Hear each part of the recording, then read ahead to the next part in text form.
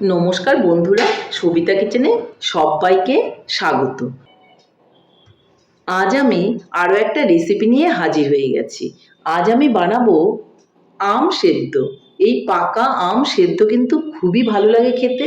আপনারা যদি বাড়িতে এইভাবে পাকা আম সেদ্ধ না খেয়ে থাকেন, অবশ্যই বাজারে আম থাকতে থাকতে বাড়িতে এনে আপনারা এই পাকা আম দিয়ে একবার আম সেদ্ধটা বানিয়ে খেয়ে দেখুন, আপনাদেরও কিন্তু ভীষণই ভালো লাগবে।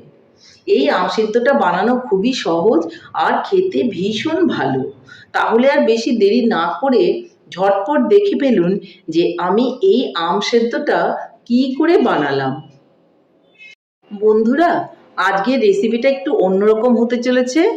আজ আমি বানাবো এই পাকা আম দিয়ে আম সিদ্ধ রেসিপি। এই আম সিদ্ধ রেসিপিটা আমি কি করে বানাই সেটা দেখে নিন। পাকা আমই কিন্তু নিতে হবে। বাজারে নানান ধরনের পাকা আম পাওয়া যায়।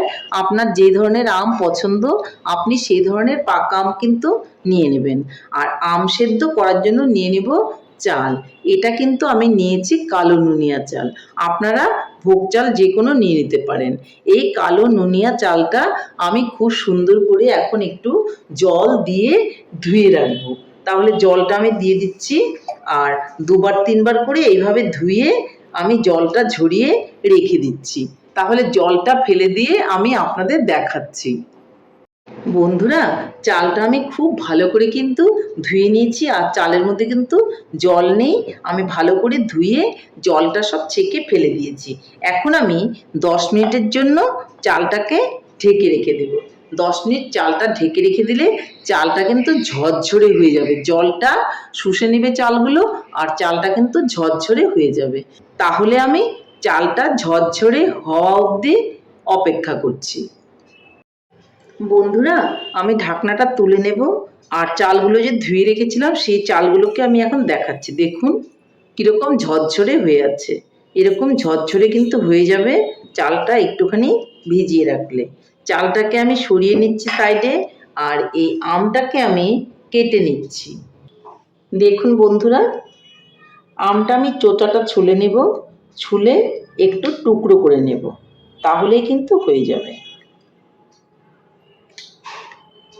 আপনারা যে যেরকম করে ছুলে নেবেন আপনাদের পছন্দ মতো, আপনারা ছুলে নেবেন। এখন আমি বাদবাকি আরও একটা যে আম আছে সেটাও কিন্তু ছুলে নেব। আমটাকে বন্ধুরা আমি ছুলে নিয়েছি, আর এখন আমি একটু কেটে নেব। নাও কেটে নিলে কোনো অসুবিধে নেই, আমি দুই দিক থেকে একটু ফালি বের করে নেব। বেশি কাটার দরকার নেই, একটু পাকা আম হলেই কিন্তু বেশি ভালো হবে। জাস্ট এই যে আপনি দেখতেই পাচ্ছেন আমি একটু কেটে নিয়েছি, ব্যাস। আর আমি কাটবো না, এইভাবে আমি আমটা রেখে দেব। এখন কিন্তু আমি চলে যাব উনানের দিকে। এই আম সেদ্ধটা আপনারা দেখতে থাকুন, খেতে কিন্তু ভীষণ ভালো লাগে। বন্ধুরা, আম সেদ্ধ বানানোর জন্য কিন্তু আমি উনানে একটা কড়াই বসিয়ে দিয়েছি, আর তার মধ্যে দিয়ে দিব সর্ষে তেল। আপনারা ঘি দিয়েও করতে পারেন, আমি কিন্তু সর্ষে তেল দিয়ে এই আম সেদ্ধটা বানাবো। বন্ধুরা, তেলটা কিন্তু গরম হয়ে গেছে। এর মধ্যে আমি দিয়ে দিব শুকনা লঙ্কা, আর দিয়ে দিব অল্প করে সর্ষে, দিয়ে দেব অল্প করে লবণ। লবণটা কিন্তু স্বাদ মতো দিতে হবে। আমি যার জন্য প্রথমে অল্প করে কিন্তু লবণ দিয়ে দিলাম। আর এখন দিয়ে দিতে হবে যে চালগুলো আমি ঝরিয়ে রেখেছিলাম সেই চালগুলো। চালগুলো দিয়ে আমি একটু ভালো করে নেড়ে চেড়ে নেব। পোলাওর চালগুলো যেরকম আমরা একটু নেড়ে চেড়ে ভেজে নিই, ঠিক এই চালটাও কিন্তু আমি একটু নেড়ে চেড়ে ভেজে নেব।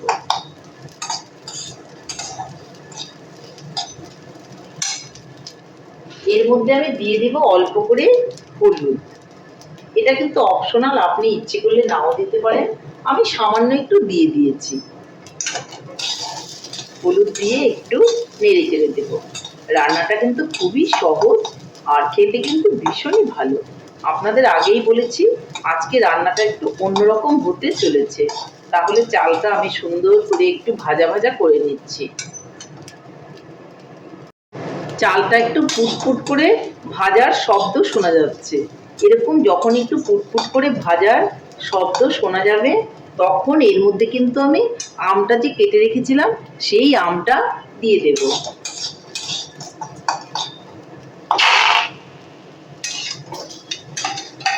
আমটা দিয়ে একটু আমি নেড়ে চেড়ে দেব।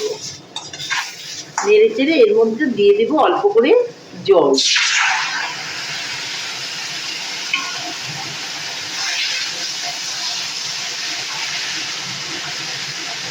জলটা একটু পরিমাপ মতো দিতে হবে, কারণ চালটা কিন্তু সেদ্ধ হতে হবে, যার জন্য জলটা আমি পরিমাপ মতো দিয়ে দিলাম।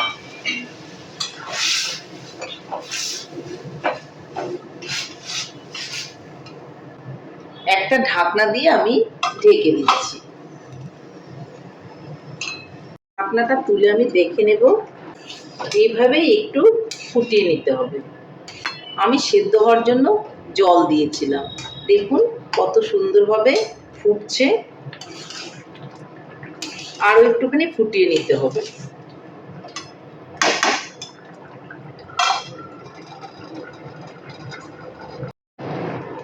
বন্ধুরা, চালটা কিন্তু দেখুন সেদ্ধ হয়ে গেছে।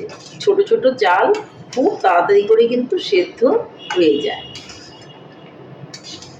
আপনি একটু হাত দিয়েও দেখে নিতে পারেন যে সেদ্ধ হয়েছে কিনা। এই যে হয়েছে। পায়েসের চাল যেরকম করে সেদ্ধ করে নিই, চালটা কিন্তু সেভাবেই সেদ্ধ করে নিতে হবে।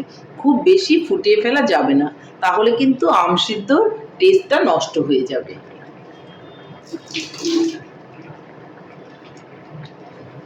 দেখুন মোটামুটি কিন্তু একটু শুকনো হয়ে এসছে।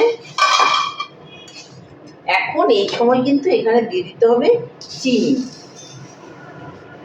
এই আম চালের মধ্যে চিনি বা গুড় আপনারা ব্যবহার করতে পারেন, আমি কিন্তু চিনি ব্যবহার করব।